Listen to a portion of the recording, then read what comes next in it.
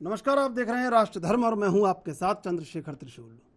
राष्ट्रपति चुनाव से पहले तेलंगाना के सीएम के चंद्रशेखर राव और बिहार के सीएम नीतीश कुमार की एक्टिविटी से बीजेपी में अलर्ट हो गया है, जिसको लेकर सोमवार देर रात बीजेपी अध्यक्ष जेपी नड्डा और गृह मंत्री अमित शाह के बीच जीत की रणनीति को लेकर लंबी चर्चा हुई। राष्ट्रपति चुनाव से पहले हो रहे राज्यसभा चुनाव को लेकर भी दोनों नेताओं के बीच चर्चा हुई।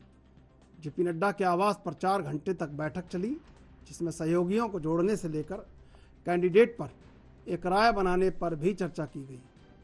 हालांकि वर्तमान में बीजेपी की अगुवाई वाले एनडीए के पास 48.9% और विपक्ष के पास 51.1% वोट हैं। ऐसे में अगर विपक्षी दल एकजुट हो गए तो 2024 से पहले मुश्किलें बढ़ सकती हैं। जबकि ओडिशा के सीएम नवीन पटनायक और आंध्र प्रदेश के सीएम जगन मोहन रेड्डी को बीजेपी राष्ट्रपति चुनाव में साथ लाने की तैयारी कर रही है। अगर दोनों में से कोई भी समर्थन कर देता है तो एनडीए का राष्ट्रपति फिर से बन सकता है। बीजेपी ने ओडिशा के सीएम से संपर्क साधने का जिम्मा रेल मंत्री अश्विनी वैष्णव और आंध्र प्रदेश के सीएम से संपर्क साधने का जिम्मा जीवीएल नरसिंह राव को दिया है। हालांकि अब देखने वाली बात यह होगी कि बीजेपी की लोगों को साथ लाने की रणनीति कितनी कारगर होती है।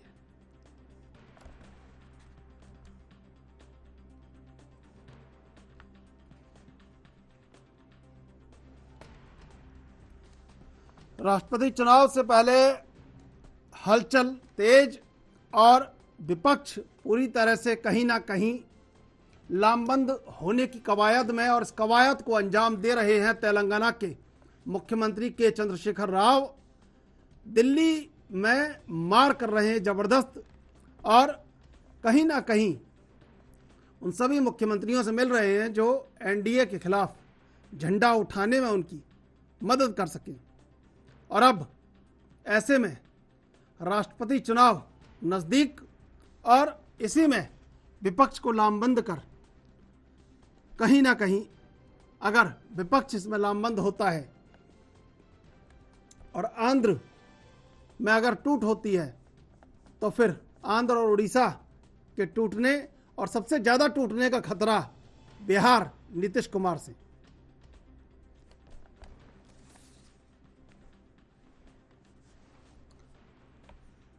और इस मुद्दे पर चर्चा करेंगे। 3 मेहमान हमारे साथ जुड़े हुए हैं। अवधेश उपाध्याय बीजेपी से, कार्तिकेय सिंह कांग्रेस से और मनराज गुर्जर राजनीतिक विश्लेषक। आप तीनों का स्वागत है एनबी न्यूज पर। सबसे पहले अवधेश जी आपके पास आएंगे। अवधेश उपाध्याय जी, अगर उड़ीसा और आंध्रा, ये तो चलिए आप ठीक है डैमेज कंट्रोल करने में लग गए हैं, लेकिन बिहार में चिंताएं आपकी लगातार बढ़ रही हैं। बिहार की चिंताओं को कैसे देखते हैं? और नीतीश कुमार अब उलट पलट के दांव पर आ गए हैं, तो ऐसे में क्या लगता है कि नीतीश कुमार किसी और खेल के मूड में हैं? देखिए चंद्रशेखर जी, बहुत अच्छी आज आपने डिबेट की चर्चा रखी है चुनाव की। तो सबसे पहले तो मैं स्पष्ट कर दूं, देखिए लोकतांत्रिक देश है। आवाज आ रही है आपको? बिल्कुल आ रही है आवाज। अपना जो देश एक लोकतांत्रिक देश है और इसकी सबसे बड़ी खूबसूरती है कि यहाँ पर हर किसी को अपना अधिकार है, अपने बात कहने का भी अधिकार है, अपने प्रतिनिधि चुनने का भी अधिकार है। ऐसा आपने कहीं और नहीं देखा होगा। जितना हमारे यहाँ आजादी है, किसी और आजादी नहीं। बात रही चुनाव, क्या पूरी दुनिया में कोई मार काट के थोड़ी प्रधानमंत्री राष्ट्रपति बन रहे हैं? सब जगह ऐसे ही बन रहे हैं। देखिए मार्केट, मैं वही कह रहा हूँ, एक कह रहे हैं आप, जितनी आजादी हमारे देश में है लोगों के लिए, इतनी आजादी हमारे देश में यहाँ से ज्यादा आजादी है। यहाँ तो क्या है, जितनी हमारे देश में है। आप मुझे बताइए एक देश का नाम जो यहाँ जो लोग जो है, आप देख रहे हैं आए दिन कितनी बातें हो रही हैं, ठीक है, एक दूसरे को मार काटने के लिए तैयार है, और कुछ लोग चुपचाप बैठे रहते हैं, कुछ बोलते नहीं। वो तो मुद्दा अलग है, मैं बता रहा हूँ आपको। आपने छेड़ा तो मैंने कहा। रही बात चुनाव की, तो देखिए राष्ट्रपति चुनाव तो जैसे हर बार होता है वैसे ही होगा। जिसे जो करना है वो करे, ठीक है। किसी के रोकने से या किसी के षड्यंत्र से या किसी के खेल से कोई नहीं सकता है चुनाव पर। अरे खेल की बात नहीं है, नीतीश कुमार वहाँ बिहार में आपकी बैंड बजाने में लगे हुए हैं, और उधर के चंद्रशेखर राव वहाँ उड़ीसा और आंध्र प्रदेश के सीएम को भी तोड़ सकते हैं, समझे आप अवधेश जी। शेखर जी, मैं बताऊं आपको, भारतीय जनता पार्टी राष्ट्रवादी पार्टी है, हाँ, इसी राष्ट्रवादी समर्पित है। पार्टी से सांसद टूट रहे हैं, 2 सांसद टूट चुके हैं पश्चिम बंगाल में। मैं आऊंगा आपके पास। कार्तिकेय सिंह जी, देखिए कांग्रेस का वो कद विपक्ष में नहीं है इस समय, जिसकी अपेक्षा या जिसके लिए मन में कांग्रेस रखती है। भले सोनिया गांधी 4-6 विपक्ष के नेताओं को बुलवा लेती हूँ अपने आवास पर शक्ति प्रदर्शन के लिए, लेकिन विपक्ष के अंदर वो मुखिया की ताकत नहीं है कांग्रेस के पास, और विपक्ष लामबंद हो रहा है इस समय। और छत्रपों ने योजना बनाई है कि कैसे दिल्ली पर आक्रमण किया जाए, और छत्रपों के मुखिया के बतौर कांग्रेस कहीं है नहीं इसमें। तो क्या लगता है कि छत्रप एक हो रहे हैं, कांग्रेस उनके इर्द गिर्द नहीं है, और छत्रप अगर बीजेपी को चुनौती देने में कामयाब हो जाते हैं तो ये बीजेपी और कांग्रेस दोनों के लिए पराजय नहीं स्थिति है। सुशील जी, आपका पहले तो बहुत बहुत धन्यवाद, और बहुत दिनों बाद मैं आपके साथ बैठ रहा हूँ और एक एक करके चीजों का जवाब दे देता हूँ। अगर आपने कहा कि जैसे कि हमारी वो भूमिका नहीं रह गई है अब, अगर आप राज्यसभा की बात करेंगे, लोकसभा की बात करेंगे, तो भाजपा के बाद अगर सबसे ज्यादा सांसद किसी के पास है तो हमारे मैंने बिल्कुल नहीं कहा, देखिए मैंने ये बिल्कुल नहीं कहा कि भूमिका नहीं रह गई है आपकी कार्तिकेय जी, मैंने ये कहा कि विपक्ष का कद। हाँ बिल्कुल मैं बता रहा हूँ। और रही बात यूपीए की, यूपीए में भी हम साथ ही में रह रहे हैं, और जो तीसरा मोर्चा बनाने की बात कर रहे हैं, यानी कि विपक्ष है, और उसके बारे में राहुल जी पहले भी कह चुके हैं कि वो हमारे बिना किसी हालत में पॉसिबल नहीं है। देश चलाने में हर दिन उदाहरण आ रहे हैं कि सरकार चलाने में, देश चलाने में कौन सी पार्टी अच्छी। और रही बात राष्ट्रपति चुनाव की, तो 48.9% अगर अभी आज के डेट में वोट हो जाता है, तो 48.9% जो है वो एनडीए के साथ जाएगा, और हमारा यूपी और जो और तमाम विपक्ष है उसके साथ 51.51% चला जाएगा। अभी आपने तृणमूल कांग्रेस में देखा कि भाजपा के एक सांसद छोड़ के चले गए हैं। और एक और चीज जो उसमें देखने वाली बातें हैं कि जब आपका जो चुनाव हुआ है, भले वो यूपी उत्तराखंड में होगा, तो लगातार यहाँ पे आपकी जो सीटें हैं भाजपा की वो कम हुई। और राष्ट्रपति चुनाव क्योंकि एक इनडायरेक्ट चुनाव है, तो उसमें जो वोट होता है वो सांसदों का एक टोटल वोट अलग होता है, और जो एमएलए होते हैं उनका वोट अलग होता है जी। तो वो भी जनसंख्या के अनुरूप जो होता है, जब हम विधायकों का वोट काउंट कर रहे होते हैं, अभी मैं बहुत चाहता हूँ, टाइम बहुत चला जाएगा उसमें, तो बात उसकी है। फिर राष्ट्रपति के चुनाव में आएगा तो आप खुद देखेंगे कि कांग्रेस के साथ ही इन पार्टियों को खड़ा होना पड़ेगा। ठीक है, वो अभी कर ले, वो मिलने इससे पहले शरद पवार से भी केसीआर में चल के आए, उनका जवाब मिल गया, शरद पवार ने जवाब दे दिया है। अब वो रेड्डी साहब से आंध्र प्रदेश में, या कहते हैं बीजू जनता दल से मिलकर के आ रही है, तो उनके ऊपर है। अपने और राजनीति में सब हर आदमी अपनी अपनी भारत देखते हैं तरीके से अपने आप को आगे। ठीक है, तो भाई राष्ट्रीय चुनाव बिल्कुल सामने आ जाएगा। बिल्कुल। मनराज गुर्जर जी, पहली बार ऐसा हो रहा है, हुआ तो कई बार है, लेकिन पहली बार ऐसा हो रहा है कि छत्रप दिल्ली में जो गद्दी है उसको चुनौती देने के लिए लामबंद हो रहे हैं, और कहीं ना कहीं उन छत्रपों में नीतीश कुमार भी सम्मिलित हैं जो दिल्ली को चुनौती देने के लिए तैयार है, और भाजपा पूरी तरह अलर्ट मोड पर है, नीतीश कुमार की एक एक गतिविधि पर नज़र रखे हुए है। अब ऐसे में अगर उड़ीसा, हालांकि उड़ीसा में बहुत नवीन पटनायक बिल्कुल एकदम कोई साफ राजनीति करते हैं, लेकिन फिर भी अगर उड़ीसा और आंध्रा अगर ये दो तोड़ लिए जाते हैं स्टेट, 2 सीएम अगर विपक्ष के साथ लामबंद हो जाते हैं, तो क्या लगता है आपको कि भाजपा के लिए चुनौती नहीं बढ़ने वाली है? देखिए चंद्रशेखर जी, राष्ट्रपति का जो चुनाव है वो लोकतांत्रिक प्रक्रिया का हिस्सा है, और हम हर 5 साल में हमारे देश में राष्ट्रपति का चुनाव होता है।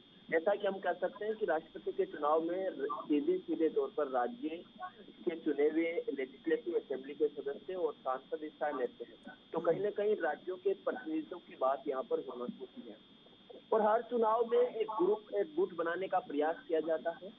ये भी एक लोकतांत्रिक प्रक्रिया का हिस्सा है। 1990 के बाद से ही भारत में गठबंधन की राजनीति शुरू हुई थी, और उसके बाद हम देखते हैं बहुत सारे गठबंधन बने टूटे। लेकिन अगर हम वर्तमान स्थिति पर बात करें तो जैसा कि आपने मेरे से 2 सवाल किए, एक तो नीतीश कुमार जी पे किया और एक उड़ीसा और आंध्र प्रदेश पर किया। मैं आपको बता देना चाहता हूँ कि नीतीश कुमार जी को ये चीज नहीं भूलना चाहिए कि वो किसकी वजह से अभी पावर में है, किसकी वजह से वो मुख्यमंत्री बने हुए हैं, और उनको अगर अपनी मुख्यमंत्री की सीट प्यारी नहीं है तो बेसिकली वो जाए।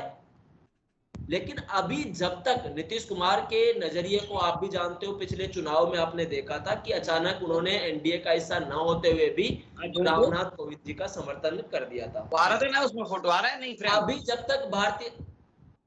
अभी तक जब तक भारतीय जनता पार्टी अपना राष्ट्रपति का उम्मीदवार घोषित नहीं कर देती तब तक इन समीकरणों के ऊपर बहस की जा सकती है, लेकिन उसको प्रेडिक्ट नहीं किया जा सकता, उन पर विचार नहीं किया जा सकता।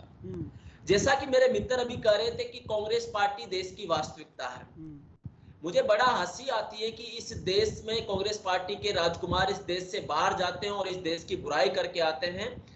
इस देश की लोकतांत्रिक प्रक्रियाओं में अंदर ये टॉलरेंस का ये स्वरूप है। हम देखते हैं कि अशोक से लेकर, अशोक प्राचीन भारत के अशोका से लेकर इस वर्तमान शताब्दी के 21वीं शताब्दी के भारत तक भी इस भारत के अंदर धार्मिक सांस्कृतिक समन्वयता का जो परिचायकता है, वह भले हम भले ही वैचारिक तौर पर, चंद्रशेखर जी, भले ही वैचारिक तौर पर हम लड़ते हैं, भले ही हम पावर के लिए चुनाव लड़ते हैं, लेकिन अगर इस देश के बारे में जाकर हम विदेश में जाकर बुराई करेंगे तो लगता है कि इस देश की भूमिका, इस देश की भूमि के साथ हम अन्याय कर रहे हैं।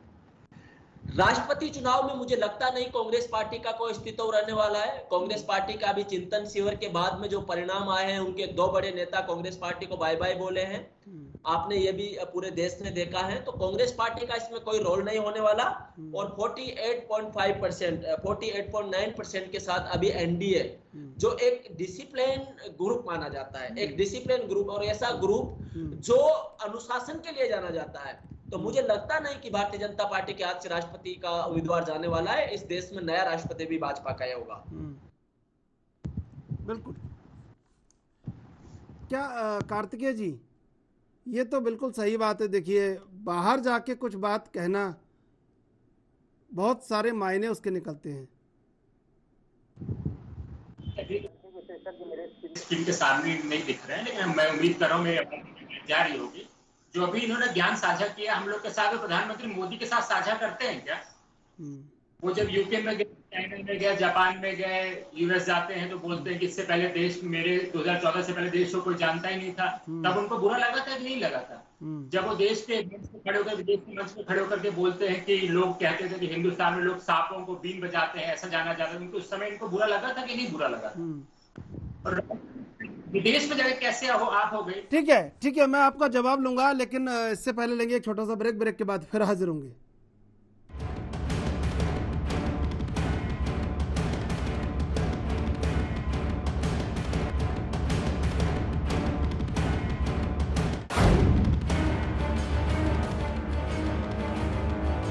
सीधे चलेंगे मेहमानों के पास।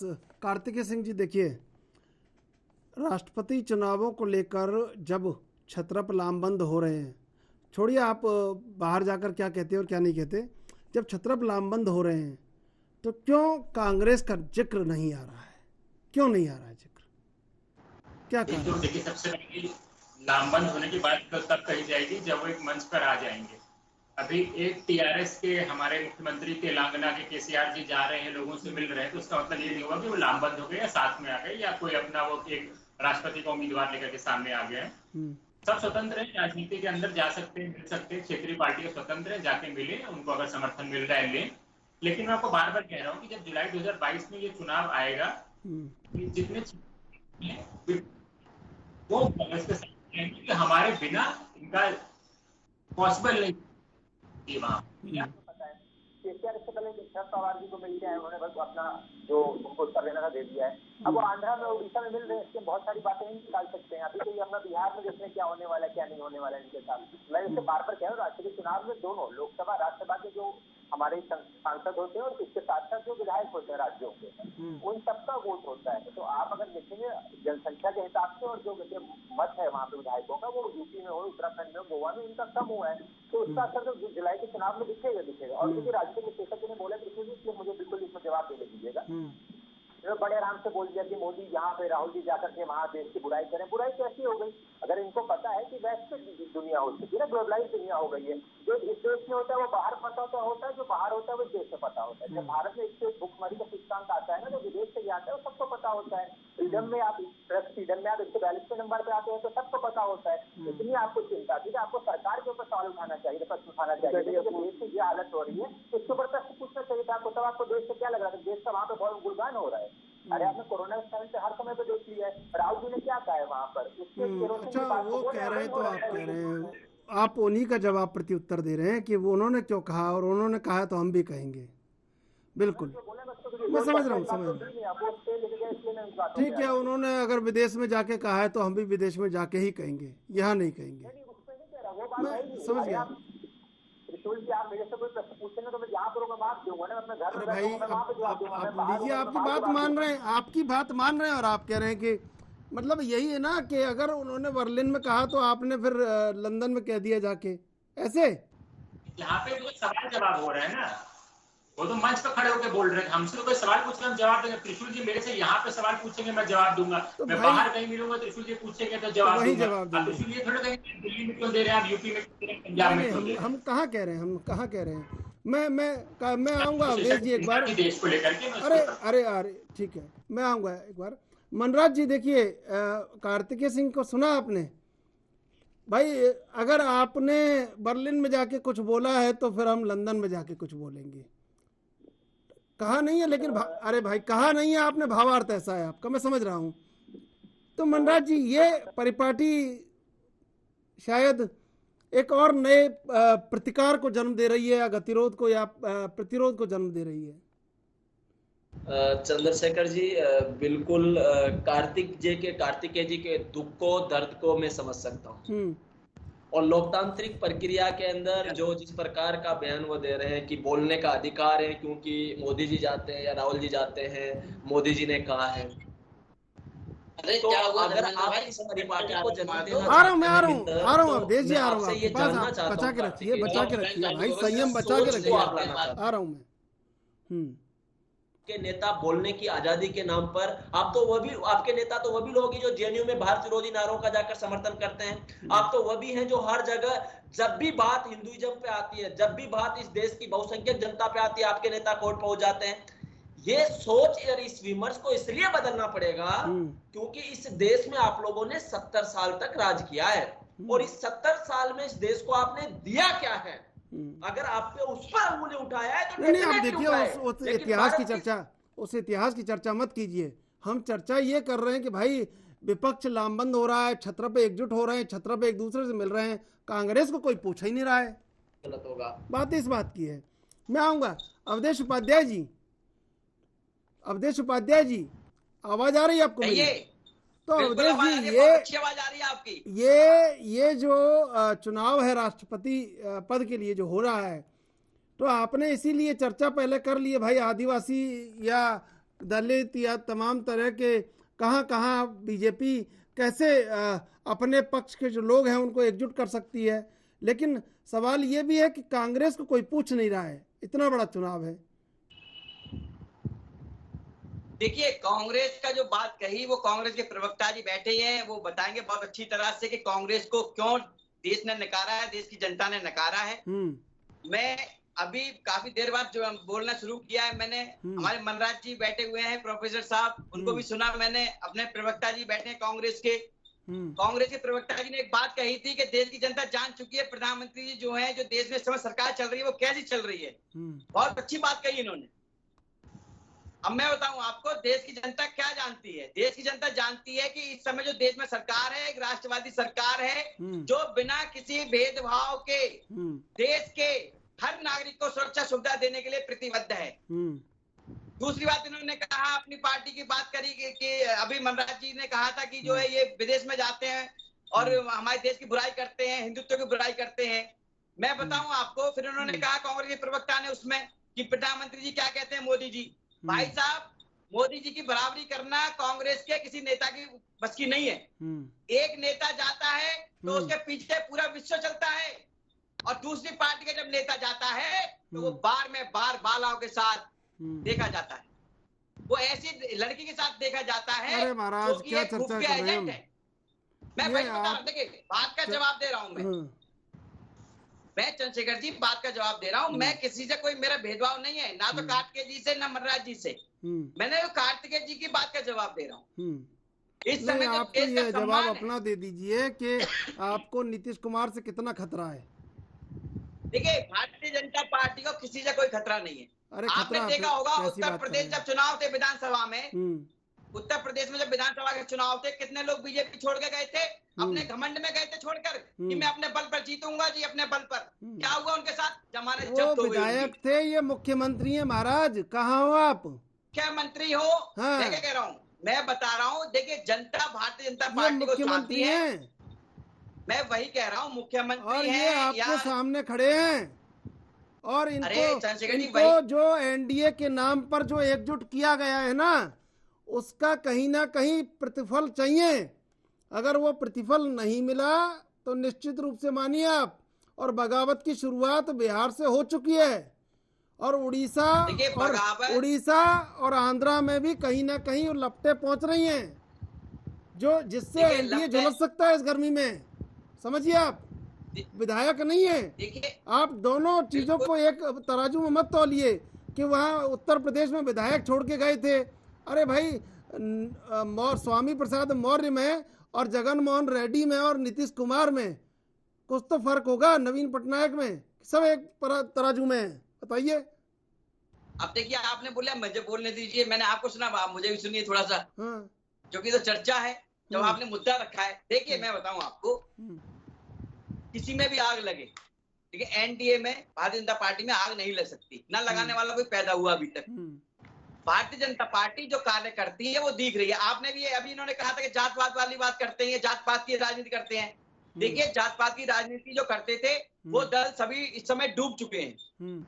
भारतीय जनता पार्टी कोई जात पात की राजनीति नहीं करती है, और जब से भारतीय जनता पार्टी देश में है, आई है, तब से ये जात पात की जो दीवार थी जो कांग्रेस ने खड़ी की थी वो टूटी हुई है।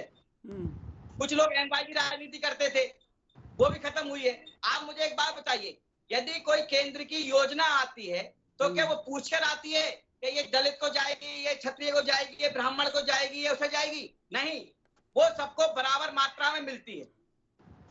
तो भारतीय जनता पार्टी को झुकाने वाला जो सोच रहे हैं सपने में ये वाली बात, वो गलत सोच रहे हैं। कुछ नहीं है, 7 घंटे जेपी नड्डा के घर मीटिंग चल रही है, आप कह रहे हो झुकाने वाला कोई नहीं है। मीटिंग तो चलती है डैमेज कंट्रोल के लिए अश्विनी वैष्णव और जीवीएल नरसिंह राव को वहाँ अलर्ट कर दिया है बातचीत करने के लिए। आप कह रहे हैं कुछ हुआ नहीं है। मैं वही कह रहा हूँ चंद्रशेखर जी, हाँ। बैठकें हमारे यहाँ चलती रहती हैं। हर किसी का, देखो भारतीय जनता पार्टी कोई पार्टी नहीं है, एक परिवार है, पहले तो मैं ये बता दूं। यहाँ पर सभी से चर्चा की जाती है, बैठक करते करते तो बाबू सुप्रियो चले गए, बैठक करते करते अर्जुन सिंह चले गए। ये अपने 4 लोगों की कमेटी बना ली और अपनी कोई डिसीजन ले लिया। यहाँ तो भाई एक परिवार है, यहाँ सभी से चर्चा की जाती है बराबर, उसके बाद डिसीजन लिया जाता है। ये कोई कांग्रेस पार्टी नहीं है जो 4 लोगों की पार्टी है, घर में ही अपना डिसीजन ले लेते हैं और अपना डिसीजन जो है क्लियर कर देते हैं। अरे भाई, राष्ट्रपति चुनाव की बात कर रहा हूँ मैं, डिसीजन ले कैसे लेंगे? एनडीए में सभी घटक दलों को बराबर नहीं बिठाया। तो मैं आपकी बात का जवाब दिया ना, आपने बोला मीटिंग चल रही है, तो देखो मीटिंग क्या चर्चा होती है, ठीक है, चर्चाएं होना कोई गलत बात नहीं है। उससे ये मत समझिए कि आप इसलिए चर्चा हो रही है, इसलिए चर्चा हो रही है। ठीक है, मैं आऊंगा। हाँ कार्तिकेय जी बोलिए कुछ। विष्णु जी, मैं कह रहा था कि हमारे बीजेपी के बड़े भाई प्रवक्ता कह रहे थे कि ऐसा कोई पैदा नहीं हुआ जो एनडीए में आग लगा दे। शिवसेना शायद पहले एनडीए का कहीं घटक था, अब इनसे अलग हो गया है। अकाली दल पंजाब में इनका घटक था, इनसे अलग हो गया। ये 2 छोटे से उदाहरण। चलिए, आग लगेगी नहीं लगेगी बाद में समझेंगे, पहले लेते एक छोटा सा ब्रेक। ब्रेक के बाद फिर हाजिर होंगे।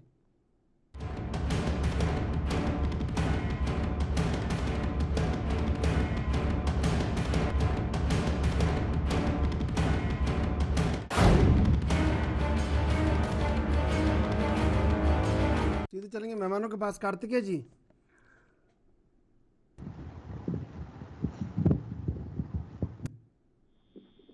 कार्तिकेय जी, अपना आप कुछ कहना चाह रहे थे, अपना जवाब रख दीजिए। नहीं, तो मैं बड़े भाई कह रहे थे, भाजपा प्रवक्ता, उन्हीं बातों का जवाब दे रहा था मैं। और एक उन्होंने कहा था जाति की पार्टी। शायद अभी कुछ दिनों पहले ही मोदी जी लोकसभा में कह रहे थे कि मैंने ओबीसी मंत्री बनाए हैं, तो बड़ा क्लियर था कि वो किस जाति विशेष की तरफ करना चाह रहे हैं, तो ये बातें रहने दें। और किसने क्या किया वो लोगों के सामने हो आता है उदाहरण। 14-19 में 2 बार जीती है, इसका मतलब ये नहीं कि पूरा देश आप ही का हो गया है। 37% रही राष्ट्रीय। देखिए क्षेत्रीय पार्टी अभी मिल रही है, ठीक है। अब उसमें क्षेत्रीय पार्टी ना भाजपा के पास नहीं है, ना आप जैसा कह रहे हो कि कांग्रेस को पूछ लीजिए, तो भाजपा को भी नहीं पूछा हुआ केसीआर ने या YSR रेड्डी ने या क्या कहते हैं यहाँ पर पटनायक साहब ने, किसी ने नहीं पूछा हुआ है। तो अभी समय शुरू हो रहा है। अभी जब मई में अब नाम आएंगे, जुलाई में जब मतदान की स्थिति आएगी तो उसमें बहुत कुछ बदलने वाला है। और मैंने कहा कि अभी की स्थिति के हिसाब से देखेंगे तो वहाँ पे जो आपका एनडीए कैंडिडेट जीत नहीं सकता अगर आज ही चुनाव हो जाए तो वो तो अभी देखना पड़ेगा कहाँ पे कौन कौन से विधायक, कौन कौन सी पार्टियां किसका समर्थन करती है। और यह हमेशा होता है। आप चाहे 2012 के राष्ट्रीय चुनाव में देखेंगे, 17 में देखेंगे, 12 में प्रणब साहब को क्या कहते हैं, दिवंगत प्रणब साहब को जेडीयू ने सपोर्ट कर रखा था। तो तभी आपने बहुत सही बोला हुआ है कि पहले जेडीयू को देखने किस तरफ जा रहे हैं। मैं आऊंगा आपके पास। मनराज जी देखिए, बीजेपी सावचेत हो गई है समय रहते और डैमेज कंट्रोल में लग गई है, लेकिन कांग्रेस अभी इधर उधर में ही है, फंसी है। और कहीं संपर्क के नाम पे वो कह रहे हैं कि हमारे पास आएंगे, जब देखिए वक्त आएगा तब आएंगे सब। अब वो कब आएगा वक्त के, जब सब छत्रप इनके पास आएंगे। लगता है कि आपको छत्रप इनके पास आएंगे? चंद्रशेखर जी देखिए, भारतीय राजनीति विज्ञान का स्कॉलर हूँ, प्रोफेसर हूँ, तो राजनीति को बहुत अच्छे से समझता हूँ। भारतीय जनता पार्टी की एक विशेषता मुझे जो बहुत अच्छी लगती है वो ये है कि भारतीय जनता पार्टी कभी इनएक्टिव नहीं होती है, वो हमेशा एक्टिव मोड में रहती है। वो चुनाव की एक श्रृंखला, एक कैलेंडर मुझे लगता है कि शायद भारतीय जनता पार्टी के सभी नेताओं के पास है कि कब कहाँ चुनाव होना है, और जैसे वहाँ चुनाव खत्म होता है दूसरी जगह शुरू हो जाता है। और इस सक्रियता के अंदर वो जातीय समीकरणों के साथ साथ विकास और नए इमरते हुए आधारों को शामिल करके आगे बढ़ने का काम करते हैं। कांग्रेस पार्टी की डिक्लाइन में सबसे बड़ी या कांग्रेस पार्टी की कमजोर होने में सबसे बड़ी अगर भूमिका किसी की रही है तो कांग्रेस पार्टी के अंदर गांधी परिवार से बाहर के किसी नेता के अभाव का होना है, क्योंकि कांग्रेस पार्टी के अंदर डेमोक्रेसी नहीं है। इस बात को हमें स्वीकार करना होगा और ये सत्यता है। ये सत्यता इसलिए है क्योंकि कांग्रेस पार्टी गांधी परिवार से बाहर सोच नहीं सकती है। सोनिया गांधी जी का उतना प्रभाव अब रहा नहीं है, राहुल गांधी जी को विदेश से फुर्सत नहीं है, और प्रियंका गांधी को राहुल गांधी जी आना नहीं जाना चाहते हैं। इस कारण से कांग्रेस पार्टी की इस असक्रियता ने कहीं ना कहीं भारतीय राजनीति में उस प्रकार का स्पेस भाजपा को दे दिया है जिसमें अभी कोई भी हस्तक्षेप नहीं कर सकता, कोई इंटरवेंट नहीं कर सकता, और भाजपा जब कर चुकी होती है, जब कांग्रेस पार्टी उसको सोचने की तरफ बढ़ती है। तो यह विशिष्टता को हमें समझना होगा। और मुझे लगता नहीं कि ये जो विपक्ष के नेता हैं वो राहुल गांधी को अपना नेता मानने को तैयार है, वो बिल्कुल नहीं मानने को तैयार। और वो जब राहुल गांधी को अपना नेता मानने को तैयार नहीं है तो कांग्रेस पार्टी किस गलतफहमी में रह रही है कि उनके पास आकर वो बात करेंगे। वो कांग्रेस पार्टी को कहेंगे आप हमारा समर्थन ले लीजिए। ये क्या बात करते हैं कांग्रेस के मित्र, मुझे समझ में नहीं आता। क्यों आएंगे भाई आपके पास, बताइए जरा कार्तिकेय जी, क्यों आएंगे आपके पास, बताइए जरा। पहली बात तो राजनीतिक विश्लेषक को मुझे लग रहा है जो मेरे भाजपा के बड़े भाई उनके साथ ही जाके बैठ जाना चाहिए। तो बात है कोई जो बात कह दे तो आपको लगता है कि ये भाजपा से मिला हुआ है, ये भाजपा से मिला हुआ है। स्वीकार करना सीखिए। अब ये बताइए किस किस का मुंह बंद करेगी कांग्रेस? अरे भाई आप रहने दीजिए, आप रहने दीजिए, अवधेश जी आप रहने दीजिए, आप रहने दीजिए। आप और मनराज गुजर को अपराधी करार मत दिलवाइए, आप रहने दीजिए। नहीं, मैं यही कह रहा हूँ चंद्रशेखर जी, जिस तरह से काटके जी अभी सवाल खड़ा कर रहे हैं मनराज जी के ऊपर, इसी तरह देश की जनता आप रहने दीजिए, मनराज जी अपना बचाव कर लेंगे। आप उनका समर्थन करेंगे तो और सवाल खड़े हो जाएंगे भाई, आप उनका समर्थन करेंगे और सवाल खड़े हो जाएंगे, वो अपना बचाव कर लेंगे। हाँ तो वही मैं कह रहा हूँ, इसलिए मैं कह रहा था, इसलिए मैंने कह दिया साथ में बैठ गया, ज्यादा अच्छा रहता। अभी गांधी परिवार के बारे में कह रहे हैं, सोनिया गांधी जी जब अध्यक्ष थी तब 2004 में मैं आऊंगा मनराज जी, एक बार सुन लीजिए भाई, कार्तिकेय जी का आए थे, ठीक है। और रही अध्यक्ष की बात, हमारी पार्टी, हमारे परिवार, हम जिसको चुनते हैं, हमारे चुनाव होता है, हमारे आरएसएस से लाके नहीं बिठाया जाता है किसी को। हमारे इनके तरह नहीं उत्तराखंड में 3 मुख्यमंत्री बदलना पड़ जाए। अरे सुन लीजिए पहले, देखिए आप बोल लेंगे भाई पूरी बात सुन लोगे, फिर आप सुन लीजिए, सिद्ध हो जाता है। सुन लीजिए, मैं आपके पास आऊंगा, समय दूंगा आपको पूरा, सुन लीजिए। चंद्रशेखर जी मैं बता दे रहा हूँ, अभी जो राजनीतिक विश्लेषक कह रहे थे यही अंतर है भाजपा में और कांग्रेस में। मैं बोल लूं फिर आप बोल लीजिए। कांग्रेस का चिंतन शिविर हुआ। कांग्रेस ने सबसे पहले युवाओं के ऊपर, किसानों के ऊपर, महिलाओं के ऊपर चर्चा करी कि उनको किस तरीके से हम अब मेन रूपरेखा उनके ऊपर तैयार करेंगे। चुनाव में सत्ता पाने के लिए नहीं लड़े। अभी ये कह रहे हैं कि मुझे भाजपा का सबसे अच्छा लगता है कि चुनाव में सत्ता में लगी रह जाती है। दिक्कत इसी बात की है। फिर ये कह रहे थे विकास कार्यों में, अगर इनको विकास कार्यों की इतनी भाजपा को लग रहा है विकास कार्य हो रहा है, 50% की सर्वोच्च बेरोजगारी यहाँ पर, एलपीजी पूरे विश्व में सबसे महंगा हमारे देश में, 100 पे पेट्रोल डीजल बार बार पार कर रहा है, तब इनको विकास नहीं दिख रहा है। देश में गरीब कितने होते जा रहे हैं इस पे इनको चिंता नहीं हो रही। आ रहा हूँ मैं अवधेश जी, आ रहा हूँ मैं अवधेश जी, आ रहा हूँ मैं, आप सुन लीजिए, मैं आ रहा हूँ आपके पास। वो लगातार बढ़ रही है, उसके बारे में चिंता नहीं हो रही। तो मैंने इसीलिए प्रश्न उठाया था कि इन दो लोगों को साथ में बैठ जाना चाहिए। और रही बात कि आप गांधी परिवार के राहुल गांधी के नेतृत्व में हमने पिछले बार 2018 में चुनाव जीते हुए, कहाँ पर जीते थे? छत्तीसगढ़ में जीता हुआ था हमने, राजस्थान में जीता था हमने, मध्य प्रदेश में जीता हुआ था। ठीक है, मैं आ रहा हूँ अवधेश जी, आऊंगा आपके पास में। एक बार मनराज जी का जवाब ले। जी मनराज जी।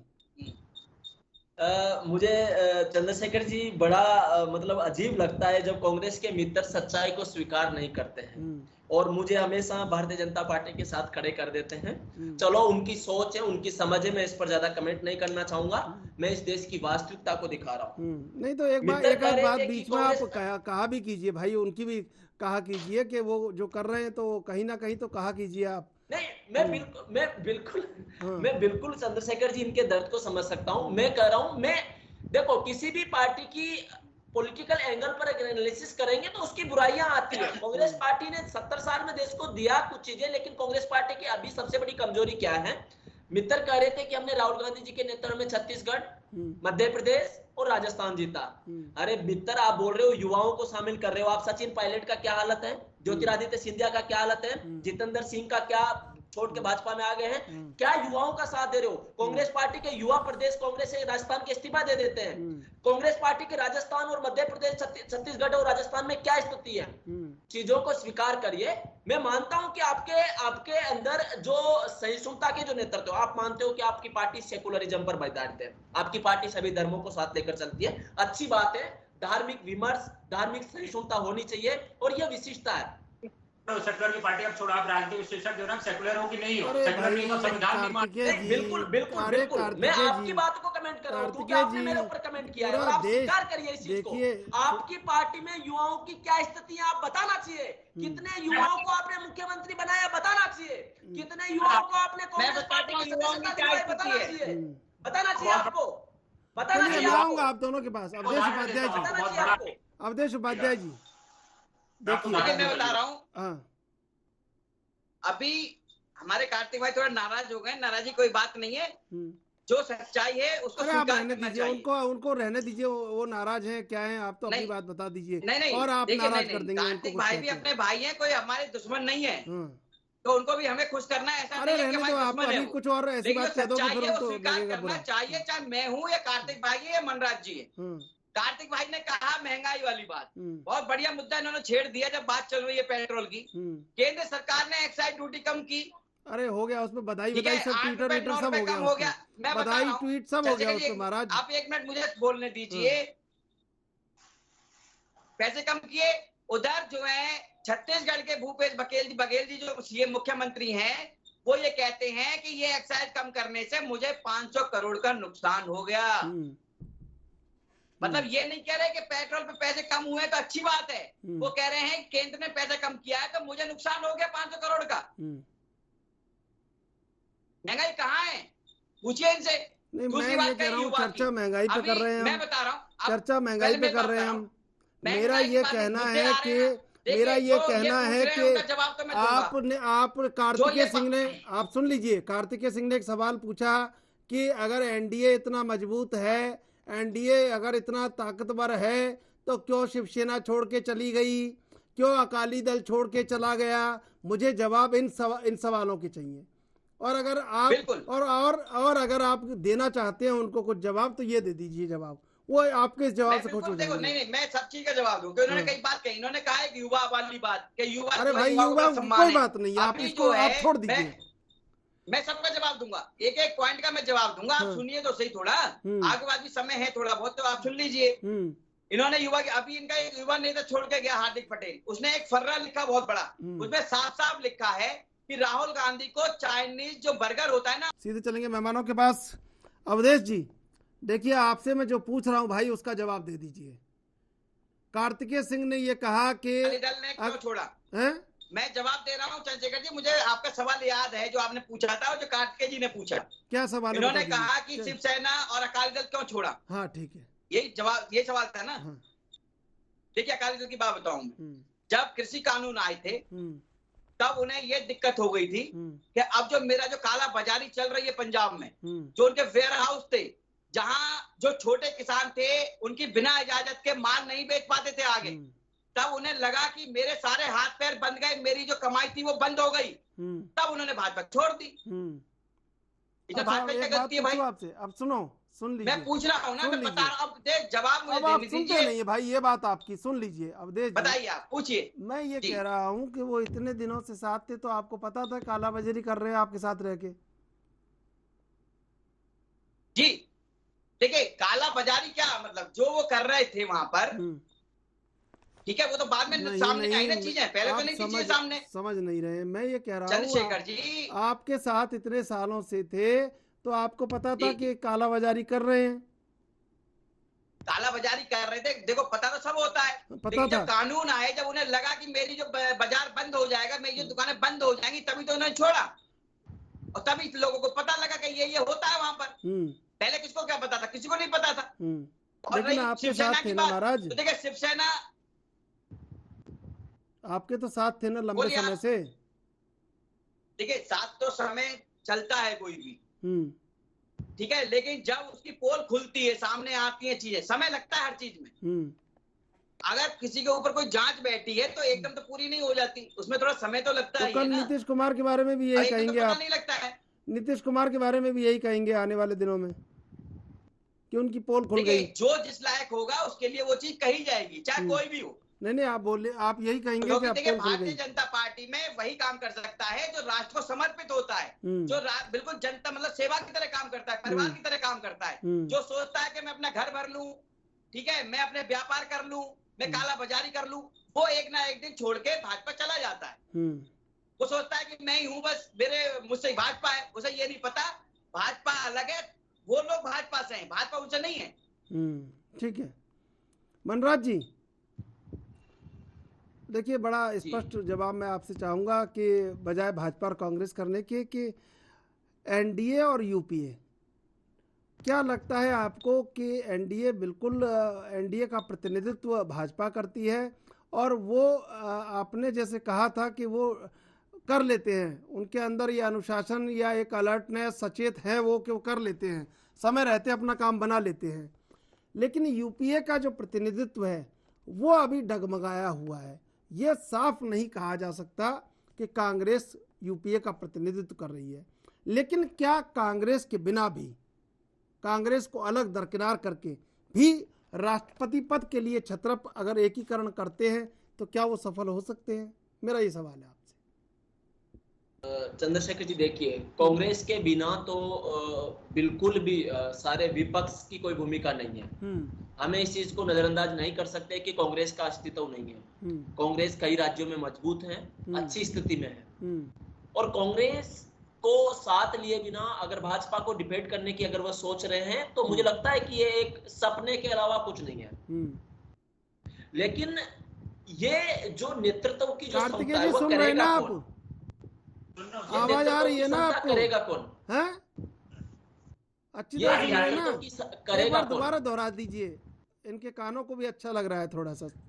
नहीं ऐसा कुछ नहीं एक बार कह दीजिए, दोबारा एक बार दोबारा कह दीजिए। चंद्रशेखर जी, कांग्रेस के बिना भारत में विपक्ष का कोई अस्तित्व नहीं है।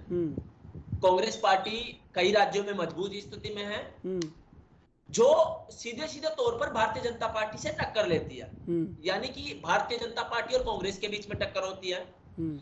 परिणाम कुछ भी आए, लेकिन एक अच्छी खासी सीटों के साथ वो अपना लीडरशिप, अपना नेतृत्व वहां पर रखती है। लेकिन हम ये कहे कि कोई विपक्षी दल कांग्रेस पार्टी को नजरअंदाज करके भारतीय जनता पार्टी को चुनाव हरा दे राष्ट्रपति का, तो ये एक सपने से बढ़कर कुछ नहीं होगा। लेकिन सवाल ये है चंद्रशेखर जी कि कांग्रेस पार्टी सोई हुई क्यों है? कांग्रेस पार्टी के नेता ये बहुत अच्छी बात क्यों नहीं है? ये बात बहुत कांग्रेस पार्टी को क्या ये नहीं पता राष्ट्रपति चुनाव पर कोई जिक्र नहीं है, कोई मीटिंग नहीं है, कोई एकीकरण नहीं है, किसी तरह की कोई कवायद नहीं है। बिल्कुल, मैं वही सवाल करना चाह रहा हूं कि वह सोई हुई क्यों है? क्या उनके अंदर अपनी स्थिति को लेकर कोई संशय है? चलिए मैं कार्तिकेय सिंह से जानूंगा आखिर कांग्रेस सोने का कारण क्या है, लेकिन पहले लेंगे एक ब्रेक के बाद फिर हाजिर होंगे।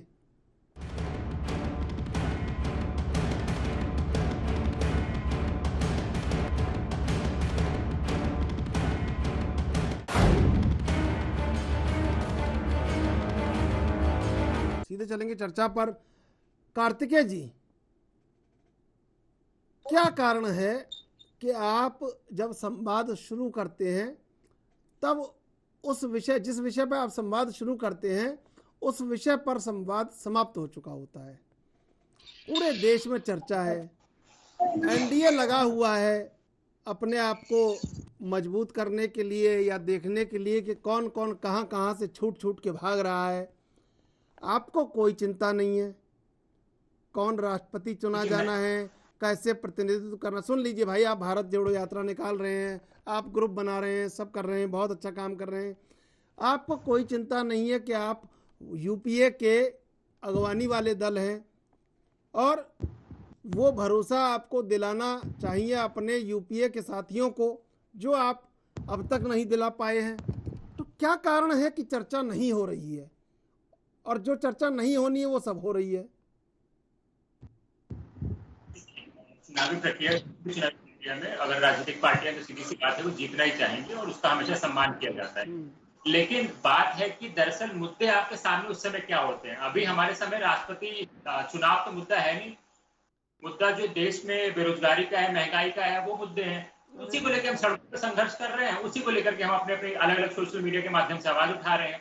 और शायद उसी का नतीजा है कि राजस्थान देश का पहला ऐसा राज्य बना है जिसने जो ऐसे मनरेगा ग्रामीण इलाकों के लिए, वैसे उसने इंदिरा गांधी गारंटी योजना लेकर के बने रहे जो शहरी क्षेत्र है उनके लेकर के आया। तो हमारे लिए ये मुद्दा है। हमारे लिए ये मुद्दा नहीं है कि हम 4 घंटे जब बैठे तो हम ये चुन लें 2 महीने पहले कि राष्ट्रपति किसको बनाना, हमारा राष्ट्रपति बनेगा कि नहीं बनेगा। हमें ये तय करना है कि जो जिन राज्यों में हम हैं, जहां पर हम हैं, वहां के लोगों को जो हमने वादे करे थे क्या हम उनको पूरा कर पा रहे हैं? क्या हमको महंगाई से ज्यादा मतलब आपने, मतलब मेरा ये मैं ये समझ रहा हूँ, रोजगार दिला पा रहे हैं? आपने अपनी भूमिका को सीमित कर लिया है। मैंने आपसे कहा ना कि 2 महीने पहले, चलिए मैं आ रहा हूँ आपके पास, आ रहा हूँ मैं आपके पास। करने लगे हम। नहीं आप ठीक है, आप अरे बड़े, आप बहुत ऑर्गेनाइज्ड है, वेल ऑर्गेनाइज्ड हैं आप। तो 1 मिनट में वीटो 24 घंटे पहले वीटो जारी करेंगे और वोट हो जाएगा। मैं समझ रहा हूँ आपकी बात को। मनराज जी, हमारे यूपीए में हमारी पार्टियों में मैं बिल्कुल मैं कार्तिकेय जी मैं आपकी पार्टी को एक बिन मांगी सलाह दे रहा हूँ। आप बात कर रहे हो कि आपकी पार्टी महंगाई के मुद्दे को उठा रही है, लेकिन आप महंगाई पे कानून या महंगाई को कंट्रोल तो सत्ता में आकर ही करोगे ना। अगर आप सत्ता के लिए लड़ाई नहीं लड़ना चाहते हो, आप पहले ही सरेंडर कर रहे हो, तो आप कैसे लड़ाई कर लोगे? मांगे उठाने से कुछ नहीं होगा। आप कितनी मांगे उठाए आजादी नहीं, अरे भाई सुनिए मनराज जी सुनिए, मेरा सवाल इनसे था कि राष्ट्रपति चुनाव को लेकर आपकी तैयारी क्या चल रही है। ये कह रहे हैं हम तो राष्ट्रपति चुनाव को लेकर हमारी कोई तैयारी नहीं है, वो तो हम कर ही लेंगे। ये 2 महीने पहले, सुन लीजिए भाई, सुन लीजिए, ये 2 महीने पहले का बाद का विषय है और इस समय महंगाई का विषय है। तो आप क्या समझ रहे हैं कि ये जो इनका आत्मविश्वास है, अति आत्मविश्वास, कि आप 24 घंटे पहले वीटो जारी करेंगे और आपको वोट पड़ जाएंगे, आपको किसी छत्रप की जरूरत नहीं है, जो छत्रप आपके वहां तक पहुंच जाएगा वही आपका होगा, बाकी सब अपना कर लें, देख लें, यही सब है क्या? चंद्रशेखर जी, 4 चीजें बता देता हूँ। कांग्रेस पार्टी के 21वीं शताब्दी में पतन के कारण, पहला कारण कांग्रेस पार्टी का ओवर डिसिप्लिनरी ओवर कॉन्फिडेंस, जो इनको लगता है कि सबसे बड़ा है। दूसरा, कांग्रेस पार्टी के अंदर निर्णय लेने की क्षमता वाले नेता का अभाव। तीसरा, कांग्रेस पार्टी की स्पष्ट रूपरेखा का ना होना। और फोर्थ, कांग्रेस पार्टी के अंदर राज्यों को मैनिपुलेट करने का पूरा स्ट्रक्चर खराब हो जाना, ये कांग्रेस पार्टी के पतन के सबसे बड़े कारण आने वाले समय में बनने वाले हैं। कांग्रेस पार्टी डिक्लाइन की तरफ जा रही है, इसमें कोई दो राय नहीं है। ठीक है कार्तिकेय जी, अवधेश जी मैं आऊंगा आपके पास एक बार। कार्तिकेय जी जवाब लीजिए। कोई नहीं, आप कार्तिकेय जी से चर्चा कीजिए। बहुत आपको तो आनंद आ रहा है ना, आपको तो आनंद आ रहा है ना, कांग्रेस के ऊपर कुछ भी हो आपको आनंद आता है। जनता पार्टी के हर कार्यकर्ता को आनंद आता है और आपको सवालों से बचना पड़ रहा है। और नीतीश कुमार का जवाब आपने दिया नहीं है। नीतीश कुमार का जवाब दिया नहीं है आपने। नीतीश कुमार का जवाब तैयार रखिएगा, मैं आ रहा हूँ आपके पास। नीतीश कुमार का जवाब तैयार रखिएगा, मैं आ रहा हूँ आपके पास। कार्तिकेय जी, भाजपा का कार्यकर्ता जमीन पे ऐसा कार्य करता है कि जब 700 किसान शहीद हो जाते हैं तो पानी की बोतल लेके उनके पास नहीं पहुंचते हैं। जब कोई सीमा पे शहीद होता है तो नकली कपड़े नकली बंदूकें लेकर के उनके नाम पे वोट पा लेते हैं, उसके बाद उनके घर में कोई नहीं पहुंचता है। ठीक है, कोरोना काल में इनके कार्यकर्ता सड़कों पे नहीं दिखते हैं। और इससे पहले नहीं, क्योंकि हम राजनीतिक विश्लेषक ने युवा का एग्जाम्पल दिया था। युवा कांग्रेस के हमारे अध्यक्ष बीवी श्रीनिवास, दोनों कोरोना के काल में अगर सबसे ज्यादा किसी की मदद करी तो उस व्यक्ति का नाम था श्रीनिवास। ऑक्सीजन मैन का जिसने खिताब दिया टाइम्स मैगजीन ने, तो उस व्यक्ति का नाम था श्रीनिवास। ये युवा को देती है कांग्रेस। और मैं आपको सारे मुखातिब बोल रहा हूँ, युवा ये भी मुझको मौका देती है कांग्रेस। और रही बात सचिन पायलट और तमाम लोगों की बात करी थी, तो हर व्यक्ति का एक समय आता है और समय पर पार्टी पर निर्णय ले लेती है। और रही बात डिसिप्लिन नेतृत्व की, और आप बार बार मुझसे पूछ रहे, मैं कह रहा हूँ मुझे कोई चिंता नहीं, चिंता हर व्यक्ति को है। राजनीति में सीधी सी बात है, चुनाव जीतना चाहते हैं, सत्ता पाना चाहते हैं। कि कांग्रेस जिस विचारधारा की पार्टी है वो सत्ता से पहले जो लोगों का भला होता है, क्योंकि इसी के देश का पहले करते रहे। और रही बार मैं कह रहा राष्ट्रीय चुनाव की, तो अभी इसमें 2 महीने हैं। यूपीए में किसी की पार्टी को, हमारे जो सहयोगी है, हमें किसी की चिंता है नहीं, कोई हमारे साथ नहीं है, सब एक साथ है। यहाँ पर बात रही कुछ 2-3 जगहों में पार्टी है, जैसे कि बीजू जनता दल है या वाईएसआर कांग्रेस है या केसीआर की टीआरएस है। ये जो पार्टी है ना यूपीए के साथ है ना एनडीए के साथ है, ये अपना मिल रहे हैं, अपनी जो उम्मीदें हैं वो अपनी तलाश रहे हैं। और जैसा कि मैं बार बार कह रहा हूँ कि जो राष्ट्रीय चुनाव आएगा, जब हम अपना उम्मीदवार सामने रखेंगे तो ये सारी पार्टियां कांग्रेस पार्टी का साथ देंगी, क्योंकि कांग्रेस पार्टी के राज्यसभा में आप संख्या देख ले चाहे लोकसभा में देख ले, तो भाजपा किसी की सबसे ज्यादा है तो कांग्रेस की है। और जो पर वोट वैल्यू होती है लोकसभा और राज्यसभा के जो सांसद होते हैं वो 708 है, जो एक ही होती है। तो अगर संख्या बढ़ जाए तो सीधी सी बात है उस वैल्यू के भी उससे ही हम आगे बढ़ रहे होंगे। तो ये सारी पार्टियां हमारे साथ ही आएंगी। तो अभी जो राष्ट्रपति चुनाव कर ले, 5 घंटे में डिस्कशन कर ले, उसको कुछ रहा नहीं आता है ना।